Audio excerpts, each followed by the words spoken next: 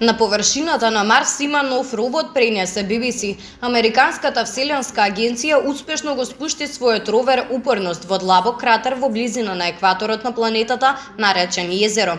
Добрата вест е дека леталото мислам дека е во одлична форма, рече Нед Валас, заменик менаџер на проектот на мисијата. Инженерите од контролата на мисијата на НАСА во Калифорнија избувнаа од радост кога дојде потврдата за допир. Возилото со 6 тркала сега ќе ги помина најмалку двете следни години во дупчење на локалните карпи, во потрага по докази за минатиот живот.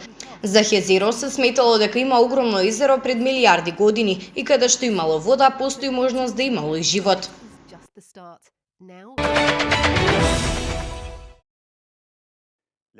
Францускиот председател Емануел Макрон ги повика Европа и САД итно да испратат до 5% од резервите на вакцини за коронавирусот за земјите во развој. Господинот Макрон за Financial Times изјави дека неуспехот да се споделат вакцините праведно ќе поттикне глобалната нееднаквост. Огромното мнозинство на вакцинации досега ги спроведуваа земји со високи примења. Макрон го предложи својот план за решавање на неравнотежата пред виртуелниот самит на светските лидери Г7 во петокот.